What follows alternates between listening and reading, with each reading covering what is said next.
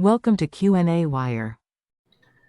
Hi, so over here what we want essentially is to find what should be the rate constant whenever we have the following conditions. So a certain reaction takes 8 hours to go to completion at 10 degrees Celsius, which is equal to 283.15 Kelvin. And we want to know what should be the temperature for the reaction to go to completion in 1 hour. So the rate over here is going to be rate 1. This is going to be unknown. We really don't need the value. This is rate 1. And under the second condition, this is going to be rate 2. And what we know is that rate 2 needs to be 8 times faster than K1. So what we're going to get is,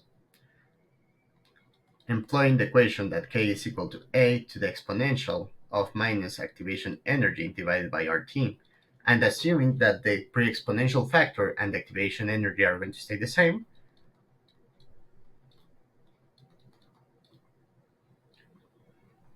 meaning that they don't depend on temperature, what we can do is divide one by the other. So whenever we do K1 divided by K2, this is going to be equal to A exponential minus activation energy divided by R times my first temperature, which is 10 degrees Celsius, divided by A exponential minus activation energy divided by R second temperature. A and A are going to cancel out. We can replace K2 with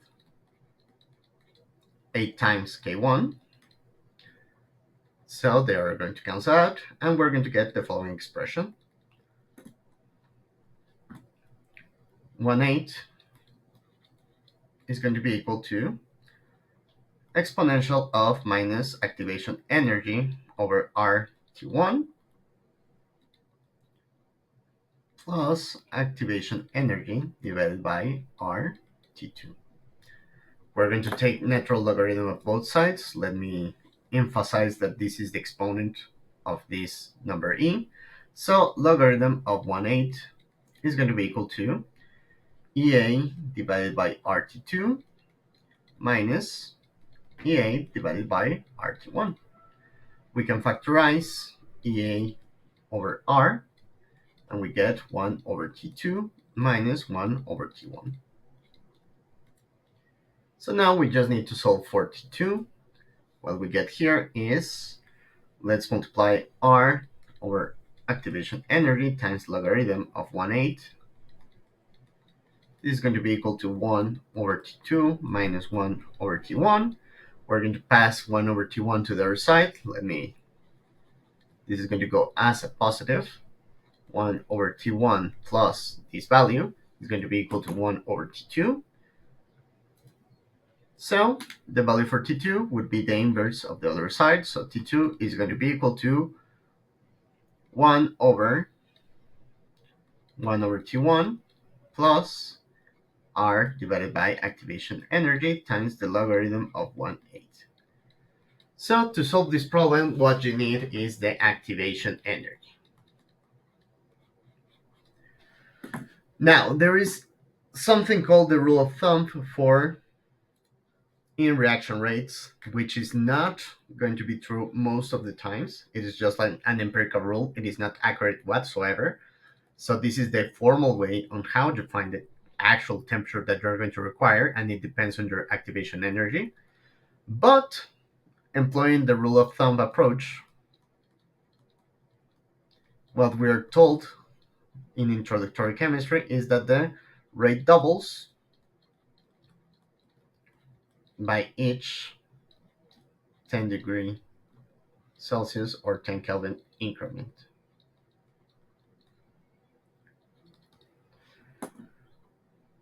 So under that scenario, if we want our rate 2 to be 8 times K1, essentially what happened is that we have 2